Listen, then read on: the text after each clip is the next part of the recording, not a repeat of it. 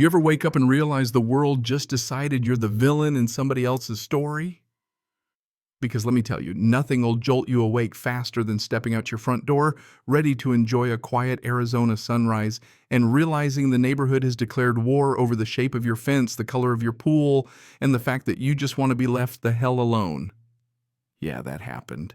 And the wildest part, I didn't even know their names yet, just the distant hum of drama brewing across the ridge. See, I moved out to the edge of Scottsdale 5 years back.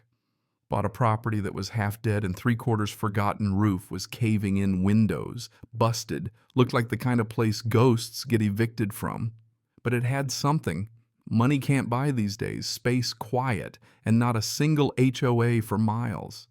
That's what I wanted. No more neighbors ratting you out for a fence 2 shades off regulation taupe. No more letters about unsightly weeds or non-compliant mailbox curvature. Just desert wind and peace. Or so I thought. The house itself was rough, but I knew how to fix things. City engineer, that's my background. Water systems, filtration, the kind of stuff most folks only notice when it breaks. 3 years of sweat equity later, I had a home that thrived. Solar panels, rainwater retention, smart irrigation, a pool I built with my own 2 hands, programmed the pump myself. Call me obsessive, but I take pride in what I make. Privacy fence, sturdy, but nothing fancy, painted it a sandy gray so it'd blend in. I was happy.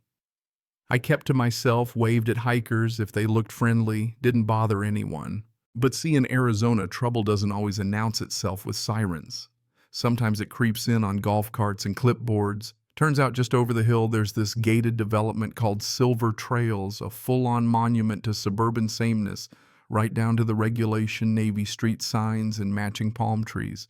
Didn't think much of it. But that's the thing about HOAs, they're always looking to expand their little empires. And one day my property caught their eye. First clue something was off. People started showing up along the ridge. Not hikers. These folks had clipboards, drones, binoculars. Once I hollered up at a lady with binoculars. "You see what you're looking for?" She spun on her heel and booked it. Then at the hardware store, this smug guy in golf gear grins at me. "You're the guy with the pool, right?" Funny. They don't even let us have hot tubs. He smiled like it was a joke, but I could hear the resentment under it. That's when the letters started. One day, plain envelope, no return address, just my name and this watermarked Silver Trails Community Association. Should have tossed it in the trash, but I opened it. Inside, a so-called violation notice, fancy letterhead and all, saying I owed them $67,000 for my non-compliant pool and had 30 days to demolish it or face escalating penalties. I damn near laughed. My land wasn't in their HOA, never had been. Had the deed, the survey GIS maps, all triple-backed in a drawer. Still, something about that tone, the arrogance, got my blood up. So I did what any stubborn engineer would do. Wrote a 3-page rebuttal, quoted Arizona law, included copies of every document proving my property's independence, mailed it certified. Figured that'd be the end of it. But no, that was just the warm-up act. Next day, shiny white SUV rolls up my drive, gold HOA emblem, looking more official than the local cops. Out steps the queen bee herself, Karen Duvall, sunglasses, pantsuit, and a voice like she's prepping for a courtroom showdown. She shouts through my fence about community standards and inspection access. I told her flat out, "This is private property, not your HOA." She blusters about expansion policies and visual harmony. I hit record on my phone, wasn't about to let this go undocumented. Her sidekick tries the gate. I tell him that's trespassing. I'm not bluffing. Cameras everywhere, all rolling. She huffs about environmental standards. I show her my county permit stamped and sealed. When she won't back off, I call the cops.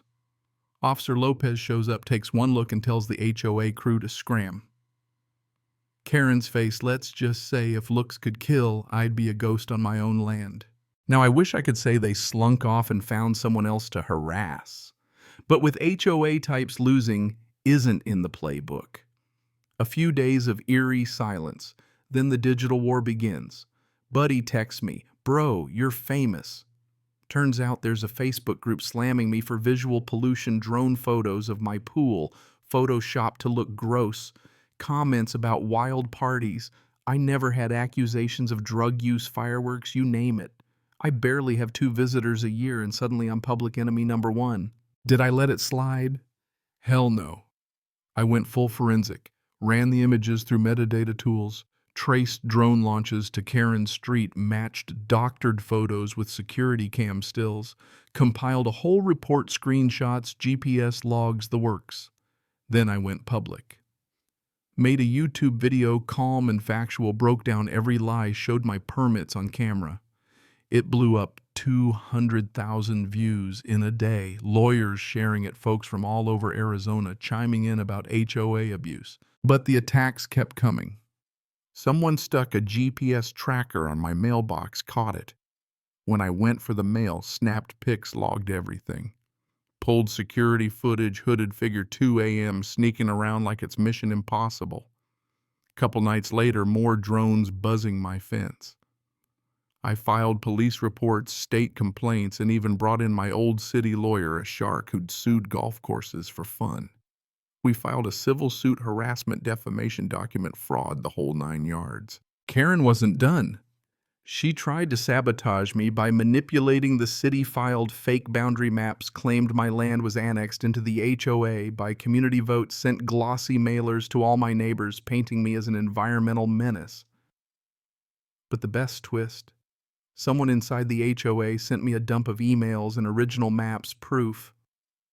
Karen faked the whole thing, bullied her own board, and even forced a resignation. That's when I called Maya, a local investigative journalist. Handed over everything: drone footage, fake maps, resignation letters. She wrote a piece that set local media on fire. Desert siege, how an HOA tried to annex a man's land and got burned. Suddenly, I wasn't just the pool guy on the hill, I was a symbol. HOA horror stories poured in from everywhere. Karen tried to spin the whole mess as a volunteer error, but nobody bought it. And just when I thought it couldn't get weirder, I spotted a crew trenching near my fence, claimed it was drainage work, but their channel aimed stormwater right at my property. Petty, but clever. So I fought back the only way I know: engineering. Rerouted my own runoff, used gravity to return the favor, let a monsoon do the rest. Next day, their precious community gazebo was underwater. HOA forum exploded. Why's my mulch floating? Who messed with the drainage? I just sipped my coffee and smiled. By the time we got to court, it was like a showdown from an old Western me. In my one good blazer, Karen flanked by exhausted lawyers, the judge not having any of it. Karen's team tried every trick: fake maps, expansion votes, Google Earth photos of my pool. My lawyer laid out the evidence point by point, official maps, resignations, doctored social posts, the whole fraudulent circus. Judge asked Karen if she had my signature. She sputtered. We assumed jurisdiction. Judge deadpanned. That's not how law works. Then ruled for me $95,000 in damages, official apology to every household, and an order that if Silver Trails so much as looked at my gate, they'd be facing criminal charges. The apology was a thing of beauty, mailed out in glossy color, Karen's name right there, formally admitting I was never in their HOA. She resigned the next day, called it emotional burnout, but everyone knew better. Her replacement, Harold, knocked on my door, hat in hand, apologizing for the whole mess. I told him if anybody touches my gate again, I'll have a restraining order faster than you can say bylaw. Mounted the judge's order above my entrance, private property, not HOA land. Now every once in a while, someone from Silver Trails walks their golden retriever past my place, gives me a nod, not out of fear, but respect. The press called me the Pool Patriot. Lawyers wanted me to speak at seminars. My story got picked up everywhere. I even put out a free PDF. How to legally burn down an HOA without a match went viral. Helped folks in Nevada, Texas, California, all over. That's the real win, showing people you don't have to roll over when someone with a clipboard comes knocking. So yeah, I got my piece. The pool's still there, deep in blue.